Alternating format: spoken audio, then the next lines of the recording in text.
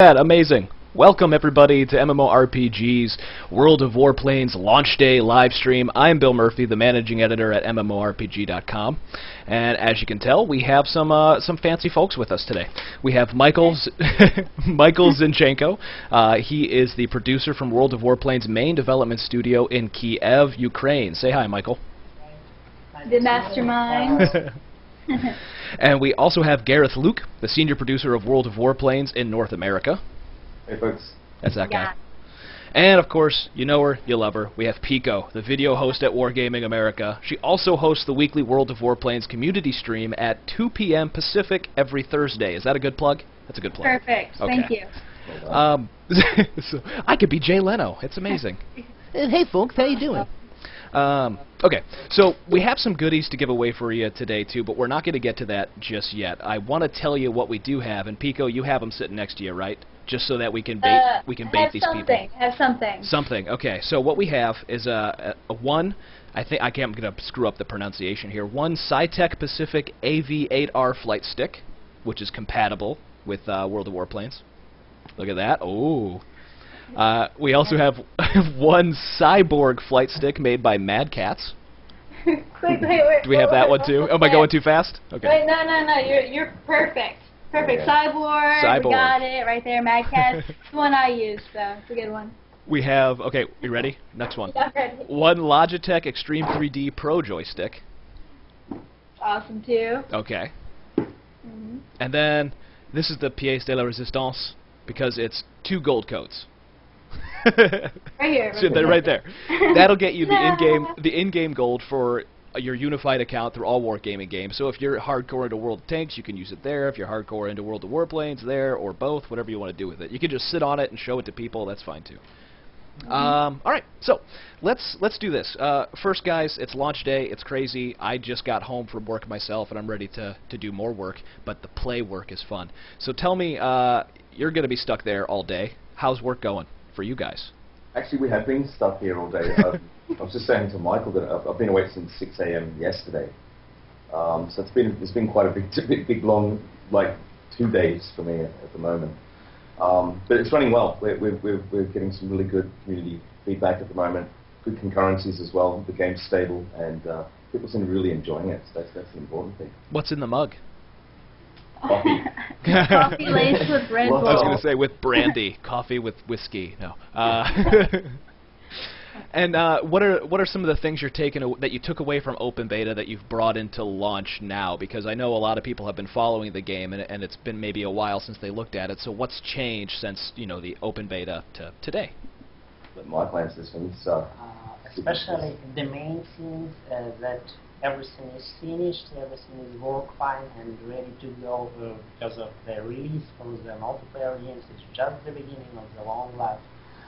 In addition, we started the unified account for all the wargaming games, so you have the Union Gold for all the games as we said before. In addition to that, we will add soon the unified free experience for the players. For example, as I said, sometimes if you are good in warplanes, for example, but you love tanks and your tank is not such good, you can just earn free experience in warplanes, and after that spend it for upgrade your tank to the top. So kind of that is really nice feeling. Yeah. So if I'm actually decent at this game and I want to get better at the other game, I could play this one, spend my gold over the other one? Yep. Yay! Okay, good. Because I'm terrible at tanks, but I'm not awful, not too awful at this one.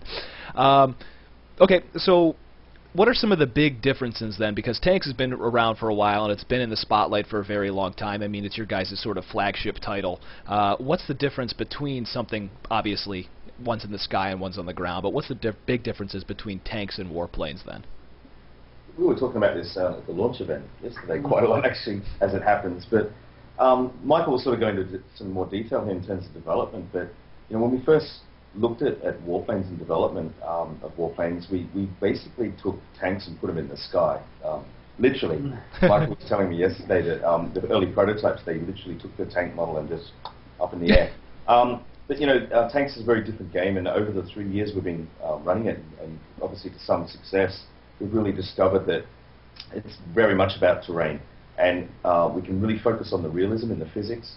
The models themselves are highly accurate. So because it's set on the ground, we can really get very close to simulation and historical accuracy. But when the guys started developing Warplanes, we discovered you can't quite go down that road as hardcore, because once you do, it becomes almost unplayable. Planes are much faster. The maps you were saying are... Yeah.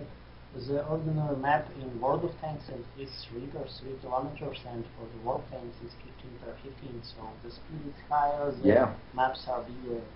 Yeah, exactly, and so we had to spend a lot of time, and this goes to what you were just mentioning earlier about being in beta for so long, was because we really wanted to get the balance right between what we're known for, which is that fantastic historical accuracy and military history side, with the stats that actual planes have, versus something that's playable and arcadey and easy to pick up. So getting that mix right took a long time, and I think the guys in at Precious Studio did a really good job. Where the complexity lies now is really in the control scheme.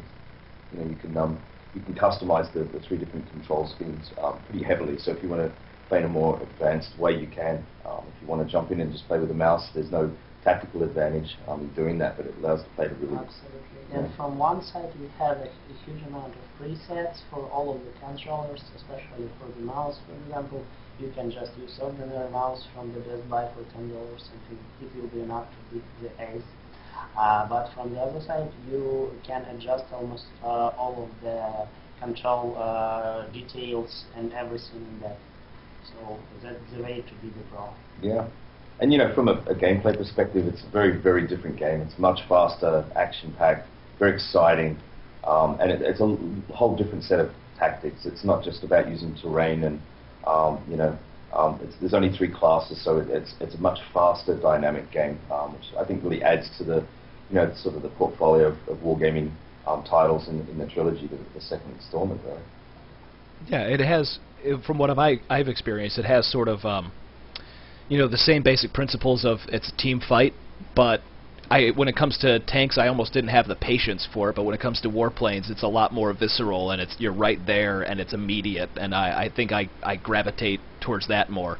Yeah, it's a game for those of us with ADHD. Really. I'm sorry, I saw a bird. What were you talking about?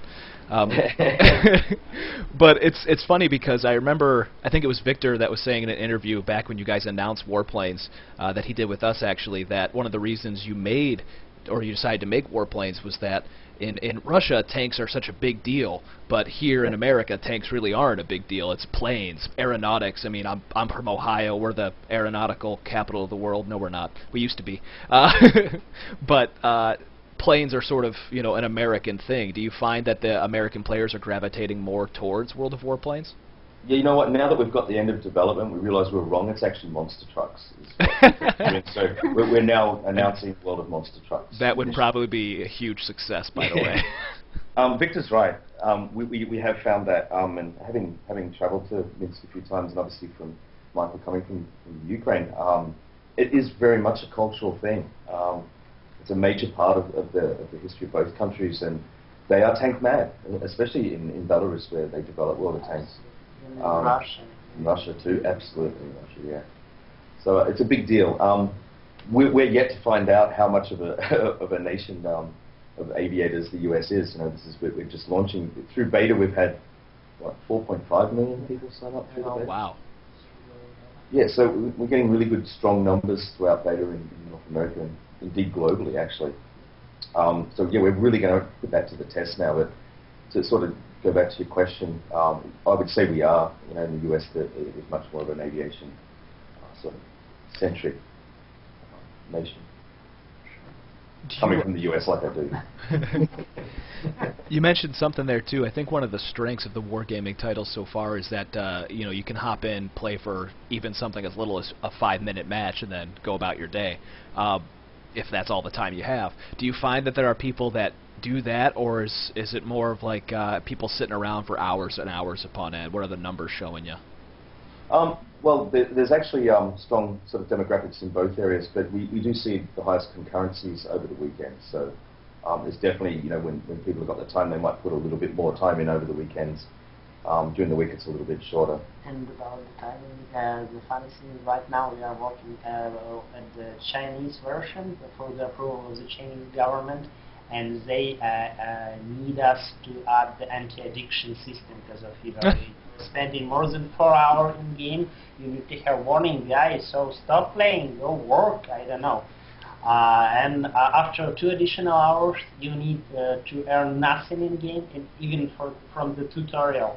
So it's just, if you want, you can play more, but you will earn nothing. You have to cut down the tutorial to like 2 minutes then. No, not only cut down, but for the tutorial. They don't get anything. A small amount of reward, and they said cut it off. Wow. Really? Wow. Oh, So they wow. couldn't even start, like, you're telling me that they couldn't even start a new account just to get that fix of currency exchange and stuff like that. That's crazy. Okay. Thanks. But leg aneurysms are a good thing, right? I don't know. Let's talk a little bit about something else though that's coming down the pipeline. You showed it off briefly to press at E3, I think, and it was World of Warships, which, got to be honest, when I first heard it, I'm like, how are you going to make that exciting? And then I saw the demo. So yeah, I think I was actually at E3 presenting that. I could probably talk to you about it there. Yeah, you and Al King. That's right. Yeah, I Yeah. was there. He's a character, isn't he? Great presentation. It was a great presentation. It was a lot of fun. So that was, yeah, you were right. That was the first live gameplay footage that we'd shown the public. Mm-hmm. Yeah, it's pretty exciting. What do you want to know so I can say no, I can't tell you? Tell us how it's going. Since when will we see beta and things like that? You know, like how's the development coming along? It's going very well. In fact, a couple of the guys in production from North America are going out there in a week to visit Persia Studio in Kiev and talk with the development team about their roadmap for 2014 and beyond. And then we're going to St. Petersburg to Leicester Studio to hang out with Danny and Malik and the guys and have a look at the game. So it's firmly in alpha now. I think was the announcement when we were at E3. We're coming to the sort of latter stages of that, and we'll be talking about what does the timeline look like for beta and release. So we're hoping to sort of have the answers to that globally towards the end of the year, and then be able to make an announcement sometime after that. The game looks terrific, and we get to play it every day here in North America at the moment. Absolutely awesome. Yeah, looks Jealous. Same render as what you guys. Yeah, sure, but we have huge amount of work to do also.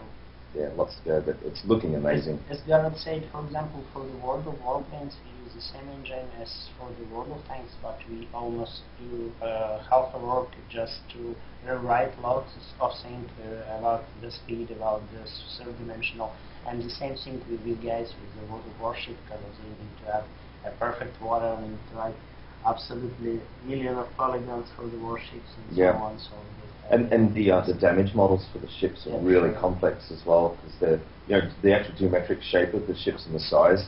There's a lot of intricacies, and I actually went on a research tour with that team in January through the south of the US, and we went and visited the USS Texas and a whole bunch of fantastic museums and warships, and those guys go to the ends of the earth to get it right, blueprints and measuring and thousands of hours of footage. So pretty complex geometry and collision models are used in that. So they've got their own challenges development-wise, very different from what the developers in Minsk and at Persia Studio are facing with Warplanes.